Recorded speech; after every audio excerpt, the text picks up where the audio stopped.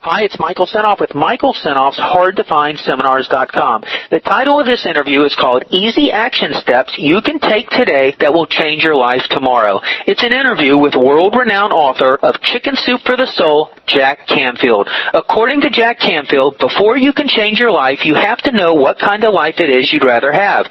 Then, after you've defined and visualized that better life, you can start taking action steps to reach it. And in this 30-minute audio interview, you'll hear how to do that. Jack says one of the biggest ways to go from who you are today to the person you picture yourself to be is by weeding out the negative thoughts and messages you allow into your life. Most people go around worrying that their bad situation is going to get worse, but that usually means it will, because what you concentrate your mind on becomes a reality. So there's power behind positive thinking, and in this interview, you'll hear how Jack uses that power to achieve success. You'll also hear a 5-minute at-home exercise that will help you achieve your future goals and success. You'll learn a life-changing method for finding the kind of career you'll love. You'll learn how any man or woman can be a visionary and the powerful inspiration actions you'll begin noticing once you become one. You'll learn the most important and easiest way to change 4 bad habits a year. You'll learn the one best way to find the solution you need in life when no one else has a clue what the answer is. You'll learn the vital importance of taking 5 actions a day towards your major goals and examples of how to do that. According to Jack, we've been taught by society not to trust ourselves when it comes to our happiness. But he says if you follow your curiosity and your bliss, you'll find that success you always envision. In this audio, we'll explain the action steps that will get you started. I hope you enjoy it. Now let's get going. Hi, this is Raven Blair Davis, and I've teamed up with Michael Senoff, HardToFindSeminars.com. How can we begin to change the direction our life is currently headed into, a more positive direction? Well, the main key to creating the life you want is to visualize that life. First, you have to define it. What does it look like? Most people right now are in fear, thinking that their life is going to get worse. You know, that the economy is going to get worse. They might lose their home, lose their job, whatever it might be. And what you and I know what you think about comes about. So basically, what's critical at this juncture for everybody is instead of letting their life be controlled by the media, by watching television and listening to all the bad news or the radio or whatever, you need to be focused on those people and conversations, radio shows, TV shows, books, etc., that are going to uplift you, that you know are positive in their focus. And then sit down and literally design the life that you want. Get out a journal or a pad of paper and say, okay, if I could be living in the ideal home, have the ideal friends, have the ideal job, travel, the things I want to own, etc., what would it be? And then put your time and energy thinking about, talking about, and focusing on how to create that rather than focusing on the fear vision of I'm going to lose everything. Basically, your mind has only 3 things it can do. It can think thoughts, and it can look at images or create images, and it can feel feelings and make decisions, basically, as a result of that. So maybe 4 things. So what happens is that most of the thoughts that are being fed to us by the media are negative. Most of the images that we're creating are of something getting worse. I spend my day thinking about what I want and how I'm going to get it, as opposed to what I don't want. And so, you know, you can turn your radio channel to WIDW, which would be what I don't want, or you can turn it to the station that says, what do I want? And most people, unfortunately, are engaged in conversations about how bad it is. Whenever I get together with Mark Victor Hansen, my writing partner for Chicken Soup for the Soul, we're just talking about all the things we want to do, and we call it plussing each other's idea. Oh, if you talk to this guy, if you read that book, if you've done this, you ought to connect with them if that's what you want to do. So it's always focusing on the good rather than the bad. And the fact is there's plenty of good out there. You know, we have an 11% unemployment rate, which is huge. But that means 89% of the people that want a job have one. So let's focus on that and focus on where we want to get to. Well, it's kind of like you're living in a house, and there's a gas valve, and it's turned on, and there's gas coming out, and if you breathe it long enough, you're going to die. So the obvious thing to do would be to turn off the gas valve. So if TV is bringing you down, turn it off. If radio is bringing you down, turn it off. If you've got friends that are just constant naysayers, stop spending time with them. There are plenty of positive people. You just talked about having Montel Williams on your show and other people like that. And I know Montel. I've been on his show, and we've talked numerous times. He's a positive guy. And so there are positive people out there. And one of the things you may have to do right now, we know that if you're going to grow a plant, you have to prune it. And so you may have to prune some of the things you've been doing, some of the habits, some of the relationships, and connect with. We have a wonderful minister, and I go to the Agape Spiritual Center with Reverend Michael Beckwith. I go down there about once a month. I live in Santa Barbara, 90 minutes north. And so I am purposely choosing to put myself in places with positive people. I can download MP3 files, and I can listen to positive music as opposed to negative lyrics. I can listen to positive CDs. I can listen to your radio show. In other words, we don't just go in the supermarket and pick up every food, or we don't go out on the street and eat rocks. We're very selective about what we put in our body. We should be equally selective about what we put in our brain. Les Brown says, I was hungry for success, Jack. I mean, and Les is a good example of someone who started out being called mentally educable retarded and, now is a multimillionaire and a great speaker and a wonderful motivator. I mean, I started out, my dad made $8,000 a year. That's 8 with 3 zeros after it. We didn't have a lot when I started out, and my mom was an alcoholic. My dad worked real hard. There wasn't a whole lot we had. I had to work summer jobs and on the weekends in order to make ends meet.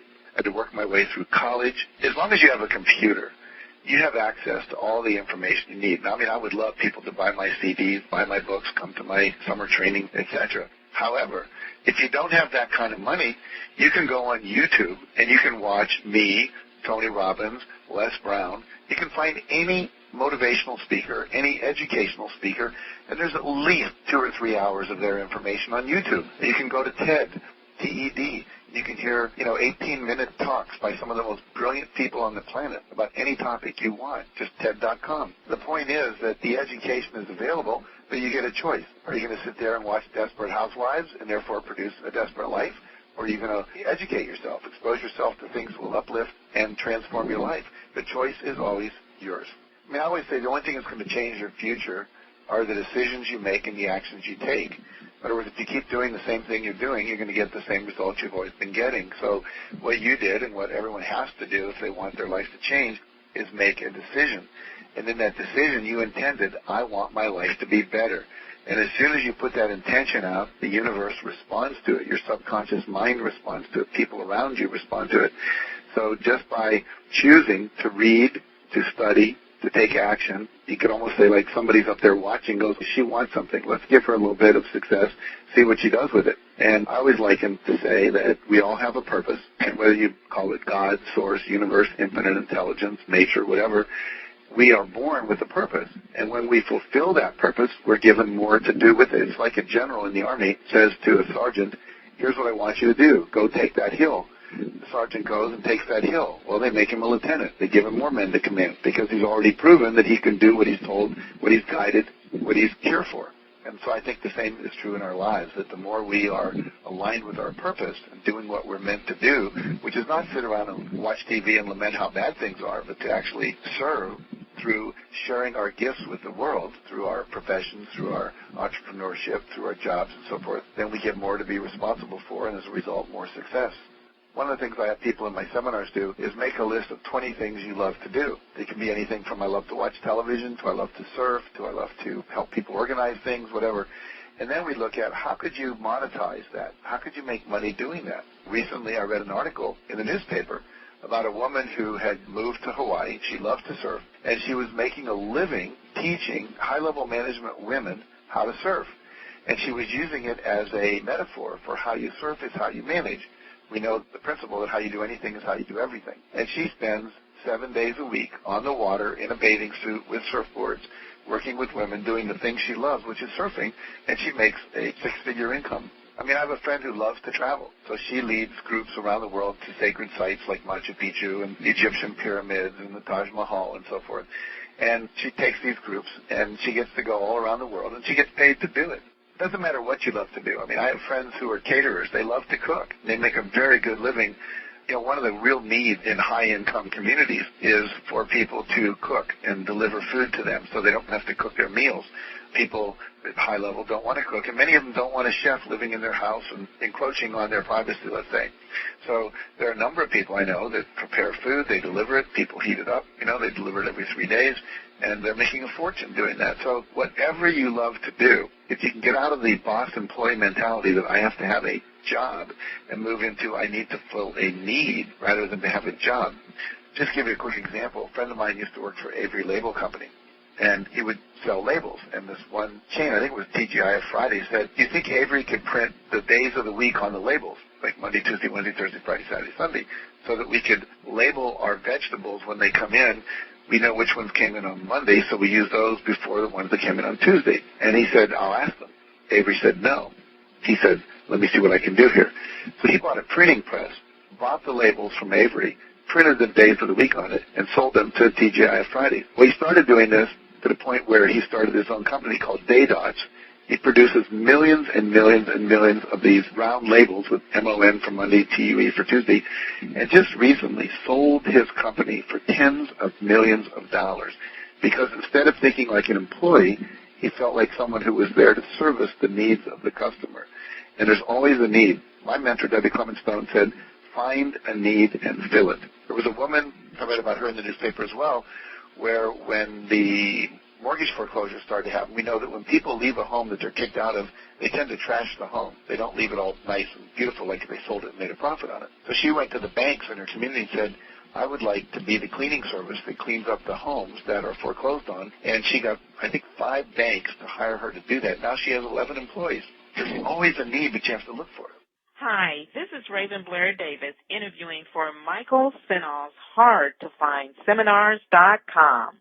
I guess that goes back to when I've heard you talk about inspired thoughts. Can you share with the listeners what that is? Well, basically, there's 2 kind of actions. You and I know the only time anything changes is when you take an action. And you either ask for something or you offer something or you do something. And so there are 2 kind of actions in the world, or what I call obvious actions, and there are inspired actions.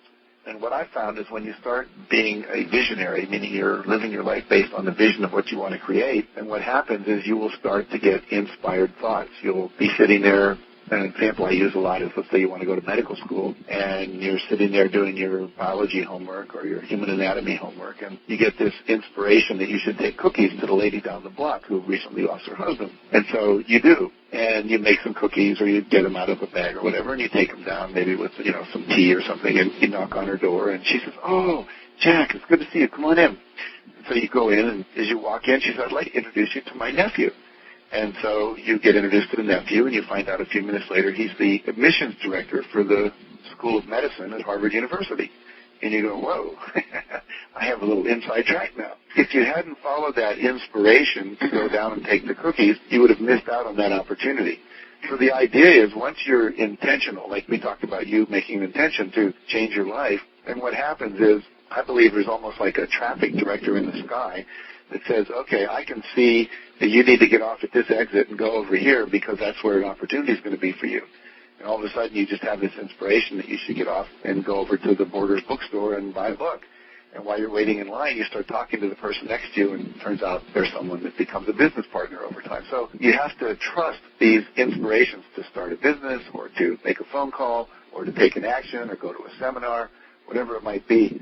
Trust it. The only reason we don't trust ourselves is somebody either talked us out of it, disciplined out of it, or scared us out of it. And obviously, who should we trust more than ourselves? I mean, I used to teach self-esteem workshops, and the idea is that we need to trust our own feelings, trust our thoughts, trust our desires, trust what we're attracted to, follow our heart, follow our bliss, follow our curiosity. You and I are people who have followed that which we were interested in. We took the seminar we were interested in. We read the book we were interested in. We went on Google and we looked up stuff and we surfed the net and we just pursued that. And as a result, we found things we were passionate about. And then we were able to share that with others who were equally in need or equally passionate about it. So the point is that the person you should trust the most is yourself. I mean, who knows more about you than you? Not your mother, not your father, not your friends, not your boss. And so we have to regain trusting ourselves and trusting that God is acting through us as us, and trusting that ourself is, when we're tapped into God, if you will, through meditation or just following our true inspired thoughts, then it works. It's like we're tapped in. A friend of mine says an iron only works when it's plugged into the wall. People only work when they're plugged into their source. A friend of mine wrote a book called Make the Second Half of Your Life the Best Half of Your Life. And for many of us, we've been hypnotized into believing that we're supposed to retire and then just sit back and vegetate. And one of the really sad things about retirement, we know that the majority of men die within a year or two of retiring. And the reason is they've lost sense of any purpose, any sense of value, any sense of what keeps them around, gives them something to do. We know that a lot of people in their 80s will die right after a major holiday. The reason being that they got through. They knew they had to stay alive until Christmas when their grandchildren were going to visit them or whatever. And so they have a goal, they have a purpose. But as soon as that purpose is gone, their life force kind of ebbs and disappears. So it's critical that even in retirement, if you want to call it that, once we've left the job, that we find something to do that makes a difference, whether it's volunteer work, a new job, a new way of doing something valuable in the world. What I'm trying to stress here is that if you find and follow your heart, find that which makes you joyful, that which gives you fun and pleasure, that which is interesting to you, you will automatically find a way to make money. There's a wonderful book called Do What You Love, The Money Will Follow by Marcia Senoff, which is one of the ways I've lived my life, is that not work for money, work to express yourself, work to have an impact, work to make a difference, work to serve. You're listening to an interview on Michael Senoff's HardToFindSeminars.com. You know what? I want you to share your insight and thoughts to our listeners on how important it is to visualize our success, Jack. What you want to do is spend at least 2 sessions a day, about 5 minutes, close your eyes, and visualize your life perfectly, ideally, the way you want it to be. And so there are many techniques you can do to support that. You can create a vision board where you have pictures of all the things that represent your ideal weight, your income, places you want to visit on the planet, vacations you want to take, the house you want to own, the car you want to own, etc. You see that in The Secret with John Assaraf and his ideal home. It was a beautiful example of how a vision board worked. We now have a screensaver vision board. Mine is on right now because I'm not on my computer. And literally streaming by me, I'll tell you, there's a picture of me and my wife on an island looking out, representing the ideal vacations. And then there's a picture of $1 million bill because I'm masterfully manifesting $8 million a year, personal net income to me. There's a picture of a Time magazine cover going by with Mark Victor Hansen and my face on it. It says 1 billion sold, which is the image of having sold 1 billion copies of Chicken Soup for the Soul. Visualization is critical. You know, the term visionary, we think of Mandela, Gandhi, Martin Luther King, Steven Spielberg as visionaries, Walt Disney. But why? Because they continually held a vision of what they wanted in front of their head. And then they ended up with Disney World and Walt Disney theme parks all over the world. He saw those in his mind years before they ever manifested. But he always kept coming back and holding that vision in his mind every day. You know, if you were sitting in my office where I am and you were looking out where I'm looking, the door that comes into my office, the entire back of that door that I'm looking at is covered with images that I want to visualize or I want to manifest in my life. You know, there's a picture of a world that says peace on it because that's critical to me. It's a picture of me and my family all hugging each other and looking happy when we were over in Africa, which represents world travel. And I want to go back to Africa with them. And so the whole door, literally from, 8.5 feet tall, whatever it is, down to the floor, is covered with images of future goals of mine. There's also $8 million bills, the kind that motivational speakers hand out that I've got on that door. I also have 4 Canadian $1 million bills. Someone printed and gave to me. I surround myself constantly with the images of that which I want to produce. Well, the first thing is sit down and write what I call an ideal scene. What would your ideal life look like in all the 7 areas that I talk about in my book? Finances, job and career, relationships, health and fitness, travel, contribution you want to make, things you want to own, etc. And once you've done that, then start visualizing what we've just been talking about. And then you're going to get these inspirations to act, which we also talked about. So start taking those actions. And what I recommend is that you take at least 5 actions a day, intentional actions, toward one of your major goals, like whatever's the most important. Like for me, this year, family is my most important goal. I'm reconnecting with my older children and my younger son who's in college, etc. And basically, every day I make 5 phone calls. Talk to my kids, talk to my friends, talk to my mother-in-law, etc.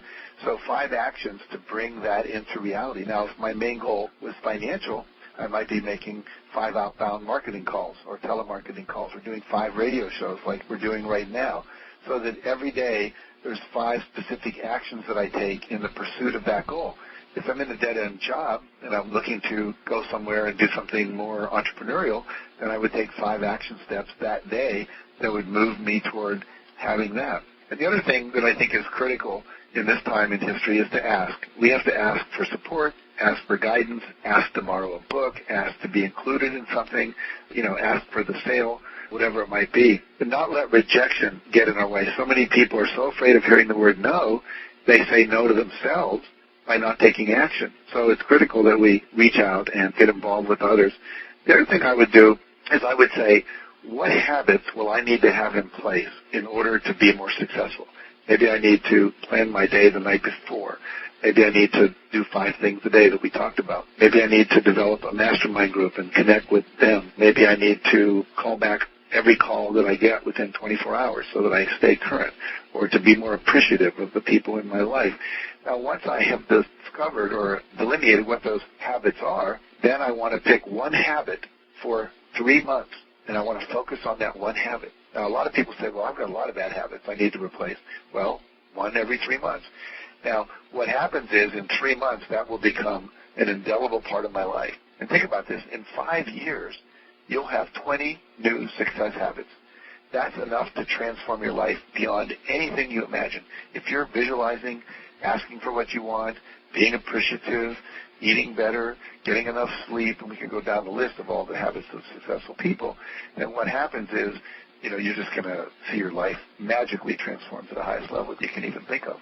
The only thing when something comes up, instead of saying why I can't do it, ask yourself, how could I do it? If it were possible, what would have to happen? How could I make this happen? And if you don't have an initial answer, find someone who's already done it and ask them, how did you do that? How did you manage to be a mother of 3 children, single mom, have a business, and still take 2 weeks off and go to France? Ask them. And if there's no one to ask, then ask yourself. Just let your unconscious work on it. Visualize being in France. And then what will happen is you'll start waking up after a week or 2 with ideas, and then you put those ideas into action. For more interviews like this, go to hardtofindseminars.com.